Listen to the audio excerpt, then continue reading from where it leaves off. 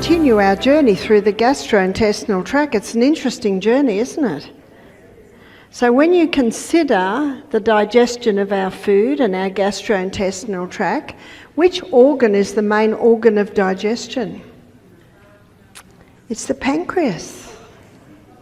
Because the pancreas finalises fat digestion, the pancreas finalises starch digestion, the pancreas finalises the fat digestion. And you will notice that when someone has pancreatic cancer, they often die very quickly from malnutrition. They die from malnutrition because if the food's not broken down to tiny substances, it actually can't get out of the gut and into the blood. And that's why the knowledge on digestion is such an important one. Because our cells require the nutrients, our whole body requires the nutrients to function properly. So the effective breakdown of our food in our gastrointestinal tract and the absorption out of our gut and into the blood, the health and sustenance of our whole body requires that process. And so we've moved on, we've absorbed our food, we've had a look at all the things that we can do to ensure that it's going to be working effectively, and now we're coming through the ileocecal valve into the colon. That ileocecal valve is a one-way valve because we don't want anything from the colon to go back into the small intestine, as you can imagine. Just let me look at this for 1 minute. And I'll just rub out that little bit there. Now we're back to pen.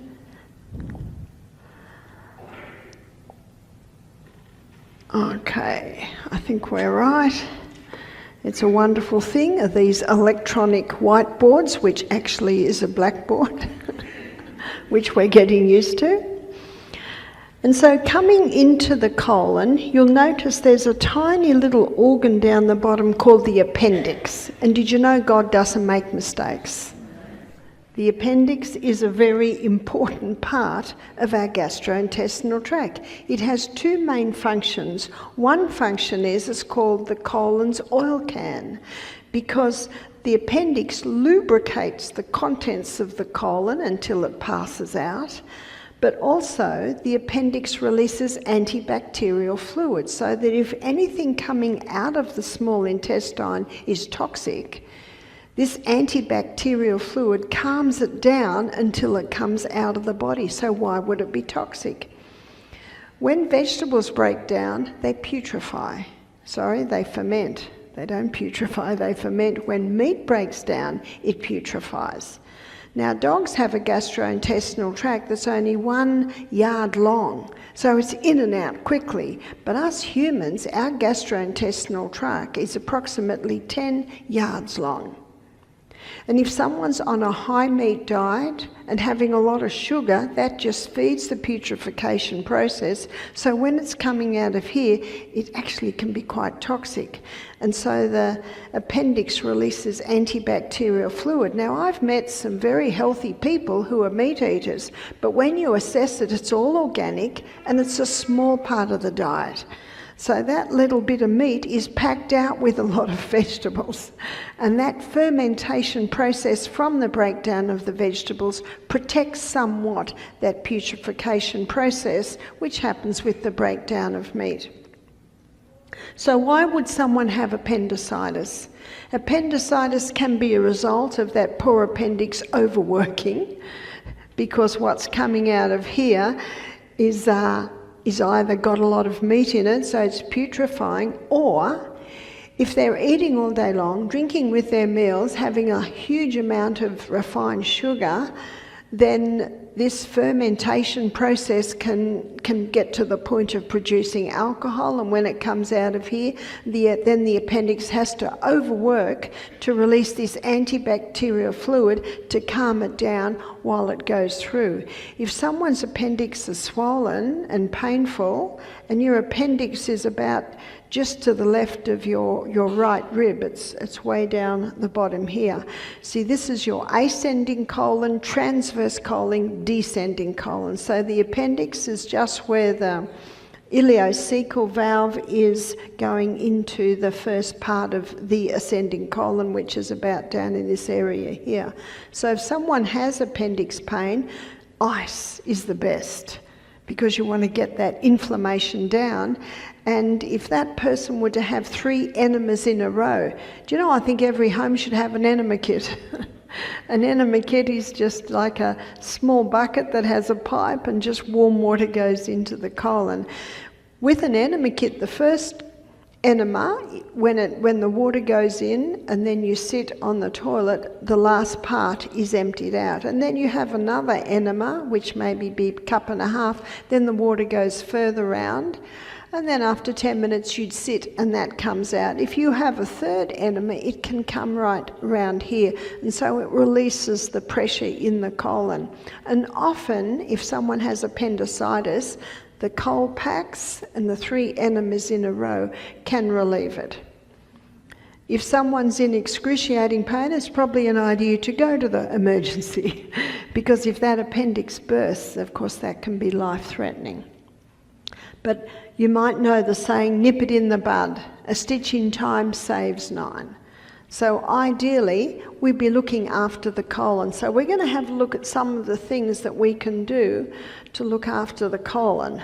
Promptly answer nature's immediate call. Got that? When the body says go, you must go. So a very important part of being your own doctor is listening. Have you ever been to a doctor who won't listen to you? It's very frustrating, isn't it? Don't be that doctor. If the body says go, you must go. Now, if we have a look back at the colon, you'll notice that there's a red, I've drawn a red muscle there, and that red muscle is called puborectalis. And that red muscle, it holds up the last part of the large intestine, and we're very glad it does, because if you're in a traffic jam and you need to go, you can't go. And aren't we glad we can hold it? And if the plane's about to land and you need to go and you can't, we're very thankful for puborectalis that holds up the last part of the large intestine. But many people use that ability to not go when you feel like going, because they're washing the car and they don't want to go until they finish washing the car, or they're cooking a meal and they don't want to go because they want to finish cooking the meal, or they're on the phone to a friend and they don't want to go because they want to finish the conversation, or they're writing an email and they don't want to go because they want to finish, whatever it is. And so they don't go. And then when they finish washing the car, finish cooking the meal, finish the phone call, then they'll go and sit. And have you found? Nothing comes away. Because when you feel to go, the last part of the large intestine is filled up. That's the pressure. We've got to go. And if you don't go, then it'll go back to the previous part of the large intestine. So when you feel to go, this part here fills up. And if you don't go, it can't stay there, because the pressure can weaken the anal area, and you don't want that weakened. So to protect from that, the body pulls it back into the last part of the large intestine. And one of the roles of the large intestine is to take water out so stools are formed. Because when the contents of the small intestine comes into the large intestine, it's liquid. So one of the main functions of the colon is to take water out so stools are formed. And that's why if a person's dehydrated, more water can be taken out than should be taken out. And so if the body says go, you must go. I had a guest who told me this story. She said, I'm a consultant. People pay $300 an hour to speak to me. If I'm in the middle of a consulting session and I need to go, I say, excuse me, a crisis has arisen, I'll ring you back. And they go to the bathroom.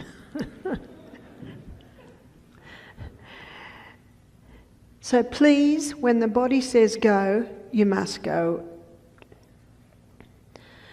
So let me show you what happens to that little sphincter when you keep holding it back when you shouldn't. Here's a person sitting on the throne. And when a person sits on the throne, puborectalis remains taut. And we know things can get through. But if a person is sitting on the throne, and in front of the throne is a little stool, so that when they sit on the throne, they're in the squatting position, puborectalis opens, and when puborectalis opens, then the colon opens up like this because puborectalis is opened and the person can pass with much greater ease. I've been in many countries of the world. When I was in Africa, when I was in Singapore, when I was in India, and I went to the bathroom, it's a hole on the floor. Now it's all tiled and it's all flush, it's all clean, but you squat to go. So there are many countries in the world today who still squat to do their daily evacuation. And science is now proving that it is the best way to go because this little muscle called puborectalis, it relaxes when we squat. You can go to Bed Bath & Beyond and buy something called Squatty Potty, and that sits around the toilet, allowing the person to be in the squatting position when they do their daily evacuation.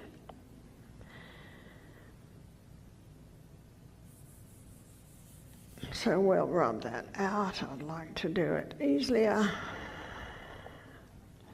Just getting familiar with this. By the end of the week, I'll have it down to pat. But until then, we draw.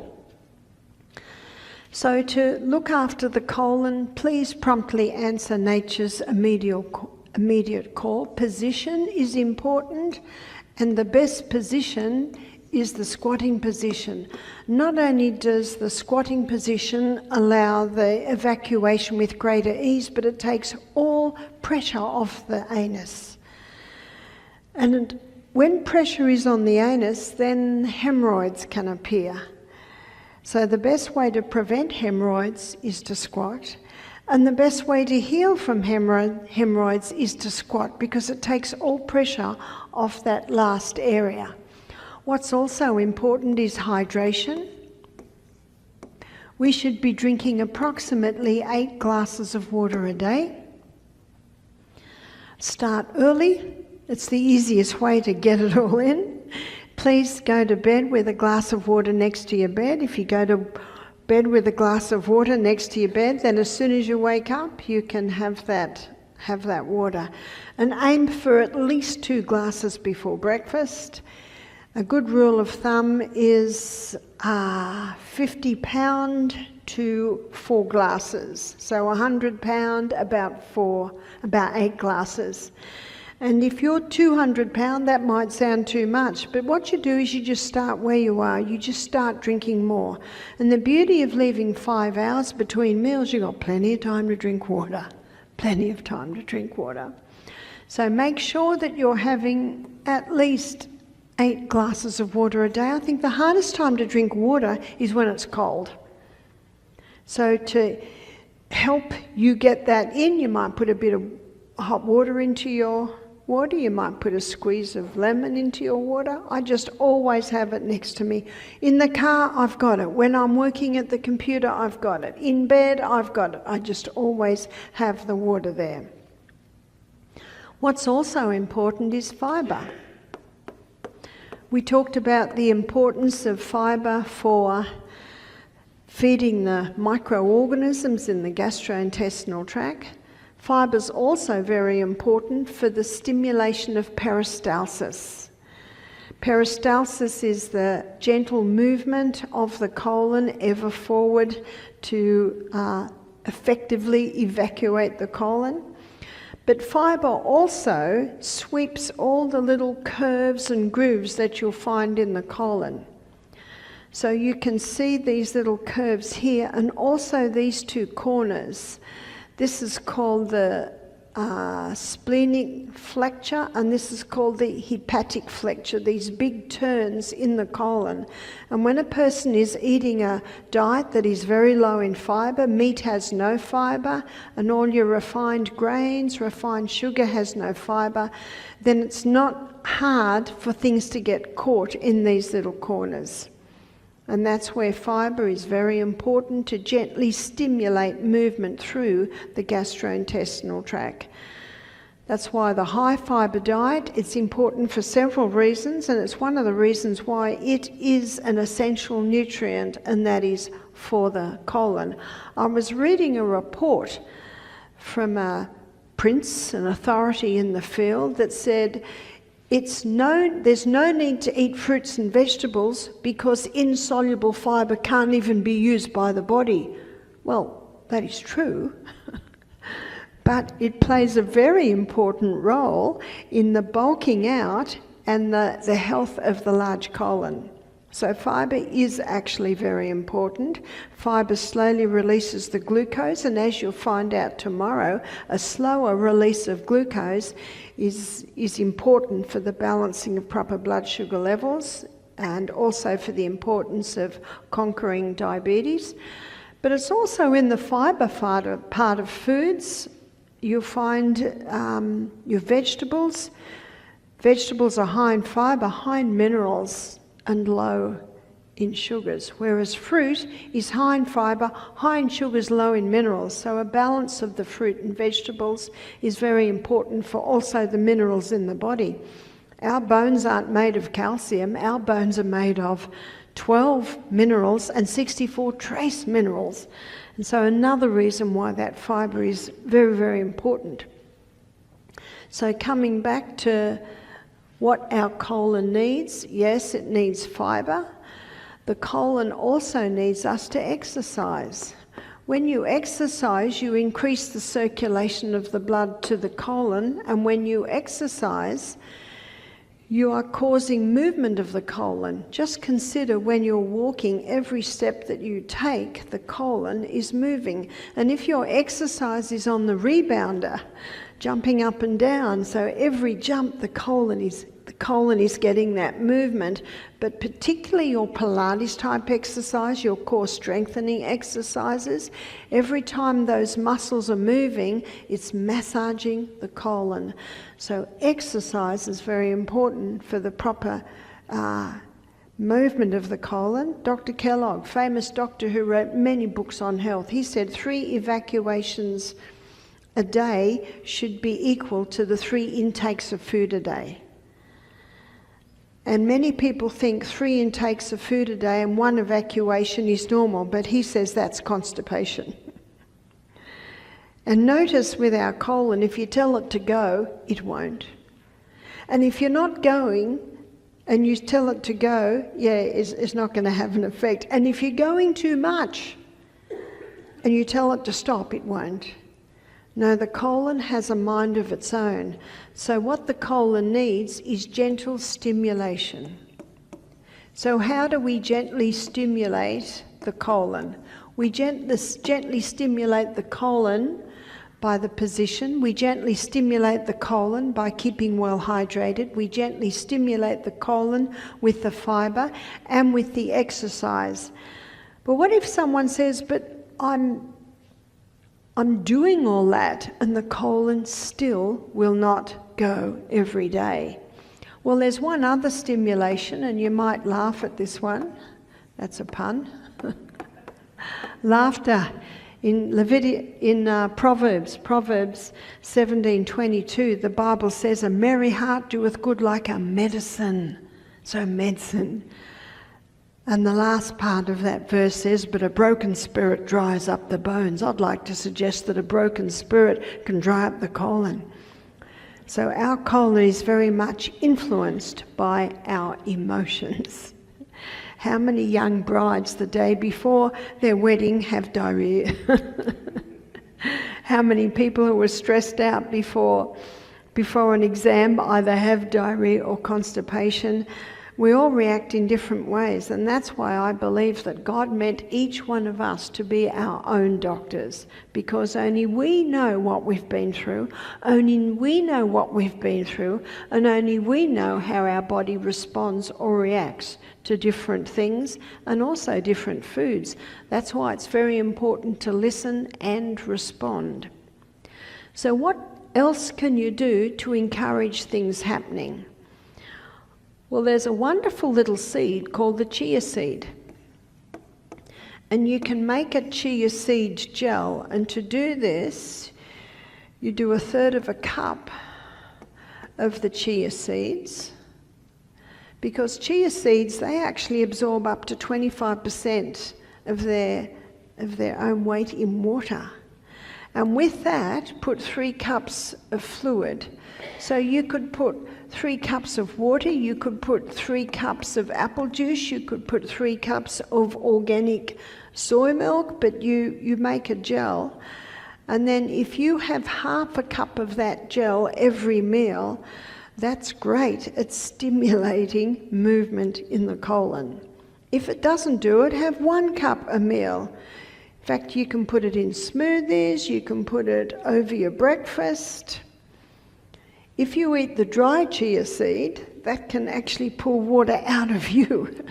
So having this chia seed gel, so this is called the chia gel. And if you Google chia seed desserts, there are some delicious desserts you can make from chia seed, because even within 5 minutes it's going like a soft gel.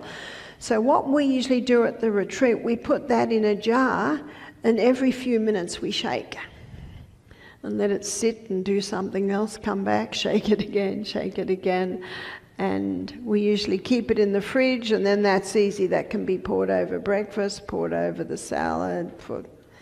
And again, you can make it tasteless by doing it with water, or you can make it a bit more exciting by putting it in a juice or putting it in something else. So that's very good at movement in the colon. My daughter Emma, she lives in Wisconsin, and she has a website. It's very easy to remember, barbaro'neill.com. And if you Google barbaro'neill.com, you'll come to her website, and she sells colon tea. And this colon tea mix is the mix that we use at our retreat. And it contains 3 herbs. The recipe is in both my books, Self-Heal by Design, and also in Sustain Me on the chapter on the colon. It's 1 part Cascara subgrada, 2 part licorice, and 3 part buckthorn bark. And what we do is we boil it up, so a gentle simmer, and the people drink that at night. When people come to our retreat, they drink that tea before they go to bed, because they have 2 days on juices. So there's no solid food going in, and sometimes the colon can stop, and we don't want the colon to stop, because the colon eliminates the largest pieces of waste. Some people need 1/4 cup, some people need 1/2 cup, some people need 1 cup. We had a lady attend our program, and she was a psychologist, and she evacuated once a week with help. I said, we'll get you moving. And so what we did, we found that she needed 3 cups of tea a day. She'd have a cup of tea in the morning, a cup of tea in the middle of the day, and a cup of tea in the evening. We also made a castor oil compress. The compress means that more castor oil can be held, so more castor oil can go into you. And she wore that overnight with a plastic covering, and then stretchy pants to hold it into place, because that castor oil can penetrate deep, and it can help to break up any build-up in the colon. So she was going 2 times a day. She was very excited. In fact, by the 3rd day, the whites of her eyes became white. Her complexion, which had a grey look, had become pink. By the end of the week, her mind was clear. She said, maybe this is the problem with half my patients. The colon's not working. Do you know, if you're not taking you call it the trash, we call it the rubbish bin. If you don't empty that every day, you know, the kitchen's not going to smell very good, is it? So the evacuation of the colon is of the utmost importance. So what she told me after that's very interesting.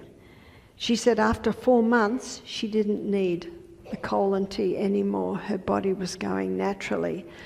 It seems that these herbs in this colon tea, they gently revive and restore colon function. Psalm 104 verse 14, the Bible says, God made herbs for the service of man.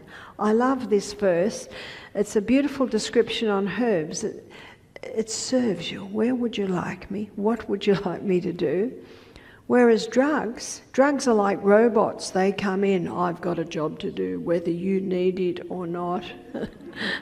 Absolutely, in a crisis, a drug may save a life, but the drug can never heal you. It's the body that heals you. She said to me that when she went home, she changed her diet. She went on a plant-based diet. She started drinking more water. She'd effectively detoxed herself from coffee, her week at our retreat. And she took 3 cups of tea a day. And when she did that, she would go twice a day. After 6 weeks, she started going 4 times a day. So she brought it back to 2 cups of tea a day. After 6 weeks, she started going 4 times a day. So she brought it back to 1 cup a day. She said at the end of 4 months, she was going without any help. Isn't that good news? So she'd retrained her body, because our cells have memory. So even when someone is often doing all this, the colon is in the habit of just not going. And so what these herbs do, they seem to reprogram. But also what had helped her was doing these things. So she couldn't just take the tea and not drink adequate water and not exercise and not have the fibre. So it was all part of it. In the book, The Ministry of Healing, the author says that the laws of health are the true remedies. What are the laws of health? That's exercise, proper diet, water, going to bed early, and we're going to be looking at sleep later in the week, sunshine every day, trusting in God, thanking God every day for this amazing body we've got, because stress can certainly have an effect on the colon. So it all comes together. But what if the person's going too much?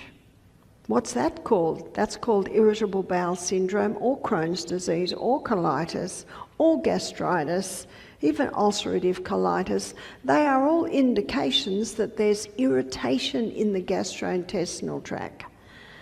Now, if anyone here has been given any of those titles, my suggestion is reject the title. So if you go to a prince, remember Psalm 146 verse 3, you'll know it very well by the end of the week, put not your trust in princes. You might go there for an opinion, and when they give the opinion, maybe they'll say, you've got Crohn's disease. You know what you say? Thank you so much for your advice. I'm going to seriously consider this, and you leave. And you pick up Sustain Me, and you have a look at what you can do to give the colon the right conditions. Crohn's disease has been called an autoimmune disease. I have to tell you, I don't believe in autoimmune diseases. We've seen people totally heal from autoimmune diseases. And I know that God made the human body to heal itself. God didn't design the body to eat itself. Something has happened to cause these things to happen. So part of bringing about healing is listening, trying this, and this is what this psychologist do. When her body started going 4 times a day, that told her to back off. So she backed off. So what can we do for this other situation, which is irritable bowel, or Crohn's disease, or colitis? We have found that the same treatments will actually cause the colon to heal from all of these. Now, there are 5 allergen foods. I call these the 5 common allergens. It's dairy. Cow's milk is excellent milk for baby cows. Got that? When you have a look at every creature, milk's for babies. People say to me, Barbara, what milk do you drink? I say, I'm weaned, I eat food. I've got teeth. The hybridized wheat of today, the wheat of today was hybridized in the 1950s. And in the hybridization of that wheat, a starch structure and a protein and gluten structure were created that the body does not recognize. And so often there's a reaction there. So whenever there's an inflammation in the gastrointestinal tract, these foods are best eliminated. Oats are very high in a plant chemical called lectins, and when lectins get into the blood, they increase inflammation. My sons eat oats every morning. They love them, they go well on them. But if you've got any inflammation in the gut, it's best to leave the oats. Peanuts are commonly contaminated with mould. They're not a nut, they're a legume. They grow in the ground and they're very susceptible to mould growth. I know in Australia, no child can take peanuts to school because there are some children that can have an anaphylactic shock. Possibly it happens here. It's actually not the peanut, it's the mould growth on the peanut. If you're feeling very sad right now because you love peanut butter, try almond butter, try cashew butter, or you could come to Australia and try macadamia nut butter. So there's lots of alternatives to that. Refined sugar. Refined sugar is like kerosene to a fire. Refined sugar just increases inflammation in any area of the body. So these foods must stop if someone has any irritation in the gastrointestinal tract. And there is a herb. Remember Psalm 104 verse 14? God gave herbs for the service of man, and the herb is called slippery elm. And the slippery elm is the powdered bark of the slippery elm tree. And when you put water with it, it goes like a soft gel. And that gel coats, soothes and lines the gastrointestinal tract. Slippery elm contains a growth stimulant, so it stimulates rapid healing in the gastrointestinal tract. The cells that line the gastrointestinal tract are remade every 3 to 5 days. So it doesn't take long to heal problems in the gastrointestinal tract. I gave this lecture on the gut in New Zealand a few years ago, and a lady came up to me at the end of the lecture. It was a Tuesday night. She said, I've had irritable bowel for 30 years. She said, I'm on anti-inflammatories and I'm on steroids. Now, if this has been happening for 30 years, is it working? And what's the definition of insanity? To do what we've always done and expect different results. I'm not criticising her, she doesn't know what else to do. She said, Barbara, I eat these foods every meal. She said, I didn't know that these were contributing to the irritation of the gastrointestinal tract.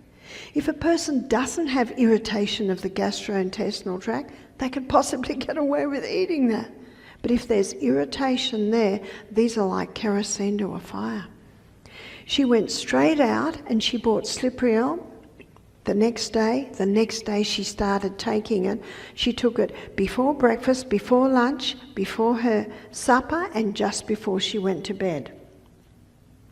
She also stopped this food. She started getting some organic soy milk. She started to use spelt. Here in America, you've got an amazing bread. You can order it. It's called Simple Needs. And the Needs is a K. So Simple Needs, you can just do simpleneeds.com. They'll deliver it to your home. Many Whole Foods sell it. Apparently they've just got a contract with Target, who also sell it now. It's a gluten-free sourdough. And I don't know if you've ever had gluten-free bread before. It's not very nice. This is very nice. And it'll keep in your fridge for 6 weeks. So she got a gluten-free or even a spelt bread. She started cooking millet for breakfast instead of oats. She started to have almond butter instead of peanut butter. She got her sugars right down, and if she did use it, she'd use a little honey. That was Tuesday night. Thursday night, she came running up to me. She was smiling. She said, "Barbara, I've stopped bleeding from the colon." She said, "I stopped bleeding after 24 hours. She said, "I don't get the cramps anymore in my colon."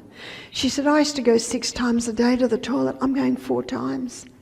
And she said, "Yesterday, my stool started to have form." She was so excited. She's in her 70s. 30 years she's had this. We had a man attend our program. And when I said to him, "What's your reason for coming?" he said, "I'm here to support my wife. In other words, just leave me alone. I'm just keeping the little wife happy." But he was doing the program, so I asked him questions. I said, "Are you on any medication?" He said, "Yes, I'm on steroids and I'm on anti-inflammatories because I have got irritable bowel syndrome." I said, "Oh, interesting." I said, "What do you have for breakfast?" He said, "Oh, for breakfast I have toast and I have peanut butter and jam." Oh, there I do it. Have a cup of coffee with 2 teaspoons of sugar. Now, I never say that's terrible and I never say that's great. I just go, "Oh, what do you have next?" He said, "Oh, mid-morning I have a cup of coffee with a couple of my wife's sugar biscuits."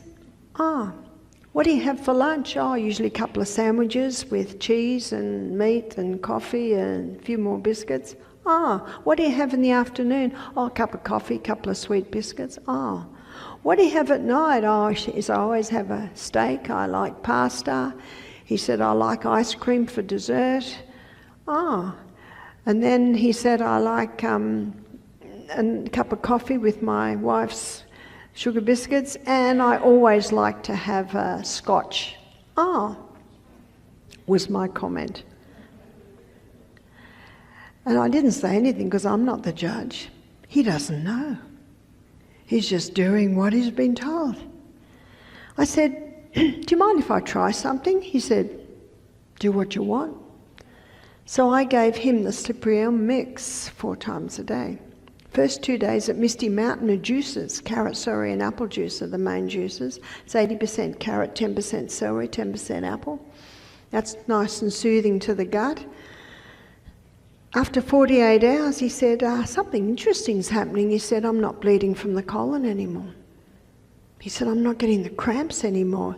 He told me that every morning he goes for a walk. He lives in Port Macquarie, which is near the beach. And he said he knows where the toilets are because he knows he's got 4 stops on his morning walk. This is on the anti-inflammatories and the steroids. On Wednesday, he came to me very excited. Remember, he's just here for his wife. Thank you very much. He came to me very excited. He said, "My stools have form."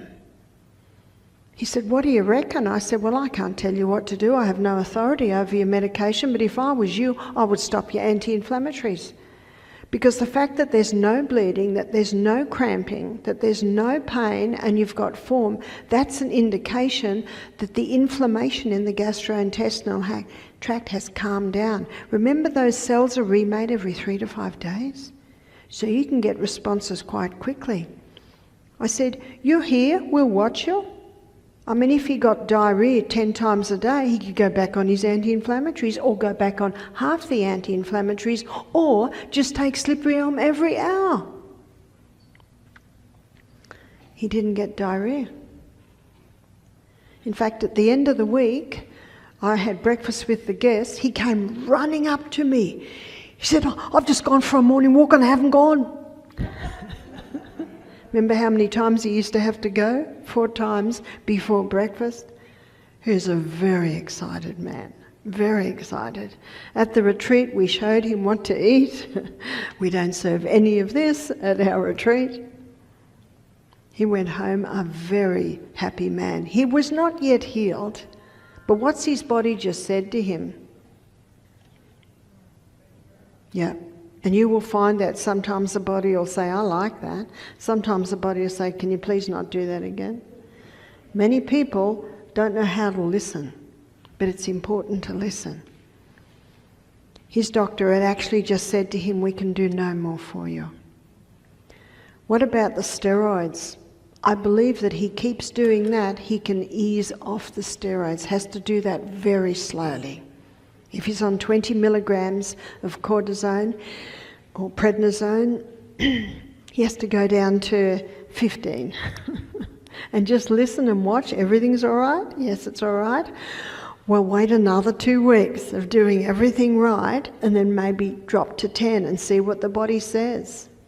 If diarrhea comes back, go back on it again and then try another 2 weeks later, or just take slippery elm every hour. If someone's going 10 times a day to the toilet, they can certainly take that, so you adjust that. So my daughter at barbara'o'neill.com's, she sells a mix called Gut Repair. And Gut Repair is mostly slippery elm, but it has a little golden seal in it. And golden seal is called King of Tonics to all mucous membranes.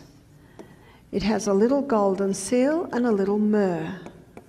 And we find in serious cases of irritation, the Gut Repair is even a little bit more potent. And we have seen many people, irritable bowel, Crohn's disease, colitis, ulcerative colitis, we've seen them totally healed by those simple lifestyle changes. Because the cells that line the gastrointestinal tract, they're remade every 3 to 5 days. And many people don't realise that some of the foods that they are eating are actually maintaining that irritation. And so this man that healed from his irritable bowel syndrome, he was late 60s. And remember the lady, she was in her 70s. But I have met other people who have said, no, I'm actually really like eating this food. Do you know what I say? Your choice. Isn't that our God-given right? And then I hear 2 years later that the whole of the colon has been taken. Do you know there's a poem, it's called Choose Your Hard? Marriage is hard, divorce is hard, choose your hard. Saving every cent's hard, being in debt's hard, choose your hard. Being obese is hard, keeping fit is hard, choose your hard. Choose your hard with the gut.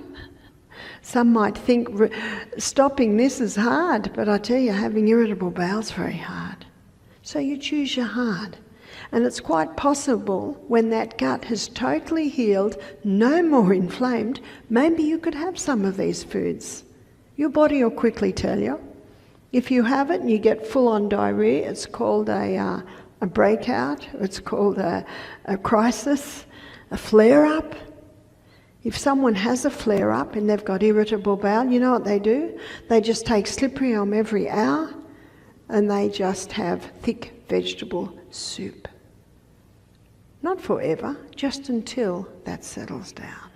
How do you know there's a flare-up? There's pain, there's cramping, there's even sometimes bleeding, and they've got full-on diarrhea. So you listen and you watch and you observe and see what the body likes.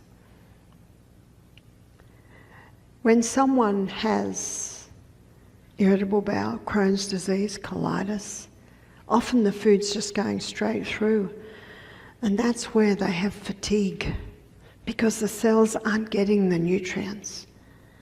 And that's what I love about this slippery elm. Now, slippery elm is the powder bark of the slippery elm tree. It's a tree that grows in America, and when I go to Europe, they're very sad because it's very hard to get. But here in the US, it's one of your trees.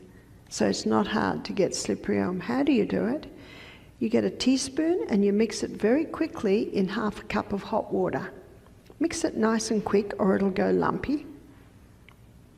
And then throw it down. If you mix it and let it sit on the bench for 10 minutes, it'll go very thick and you'll eat it with a spoon. And if you find it too thick and you don't want it that thick, just put a bit more water with it. Necessity is the mother of invention. You'll work out how to do it. but beautiful illustrations of how the body can heal even from constipation, even from irritable bowel, Crohn's disease, colitis, gastritis. Yes, the body can heal from all of those. How long will it take? It all depends on how advanced the situation is and how diligent the person is to do what you got to do for it to be healed. And if there is a flare-up, that's when you sit, what was your last meal? Because that's the only thing that touches our gut, is the food that we're eating. I'd like to thank you for your attention tonight. And as we finish our journey through our gastrointestinal tract, tomorrow night we're looking at diabetes and we're looking at the heart. And everyone that has a heart should be here. So thank you, and I look forward to seeing you tomorrow night. Thank you.